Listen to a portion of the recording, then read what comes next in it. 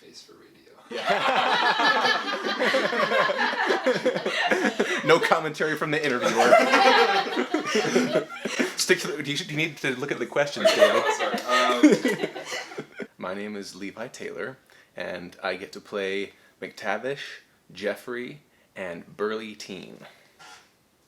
And Police Old Man. officer. And Police Officer. Yep. I wrote the music and the lyrics, and then I'm directing and producing it. So The Thief and the Lady is our first audio-only musical series. And it's really what Headphone Theater was originally supposed to be. Kind of a podcast musical that's released in episodes. And there will be 11 total. Every single episode has a song, and it tells a complete story, like a complete series would. You can watch the videos on YouTube with more of the visual elements, or you can just listen to it in the background. It's still fun either way. Oh, can I also add something, though? It's also really... Whoa, I'm not 12.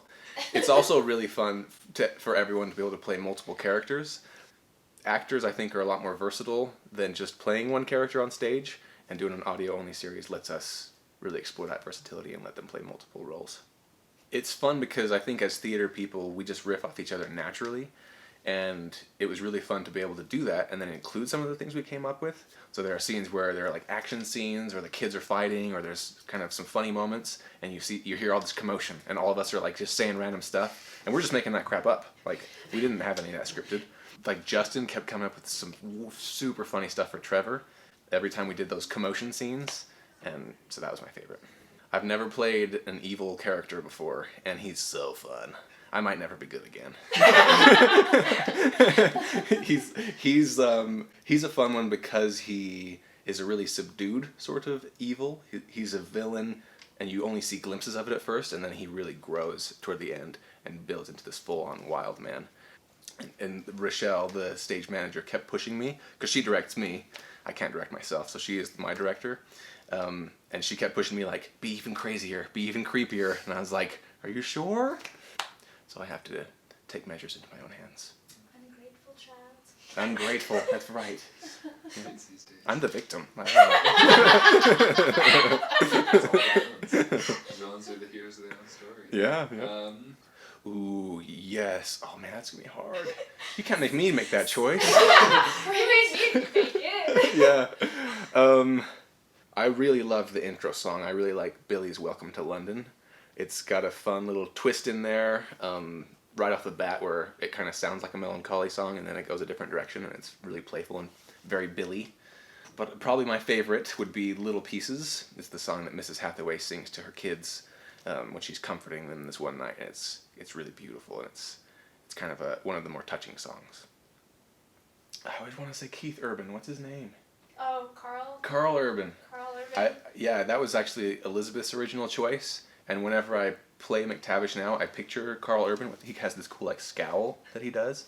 So I'd give him a little bit of like a grayness in his beard and age him just a little bit, and he'd be a great McTavish. So upcoming, we have The Moon Witch. It's going to be the prequel to the Barrymore Hauntings. This goes 500 years back, so it's way prequel. And it tells the origins of the witch who cursed the Barrymore house and how she became so evil and how she almost got saved. It's kind of a tragic story, yeah. Yep. And then we also are going to do an audio-only version of Barrymore. I support this message. What inspired you to turn this script and this story into a audio or podcast music? That's a good question. Her story, she's out of frame, but that's Elizabeth, who we just interviewed. Because we are writing partners, so I get to see her writing every week. And so I got to see that story from beginning to end. And it was really fun because I would see a chapter or so every week, or a scene, and it was like watching a favorite TV show. And by the end of it, I, of course, being the musical mind that I am, I started to think of, like, oh, what would McTavish's song be when he gets all crazy at the end? Or, like, how would Billy Cobb's, welcome people to the London streets? And I just had to do it. So she was gracious enough to let me. Always a pleasure, David. Hot seat is not cold. Yeah.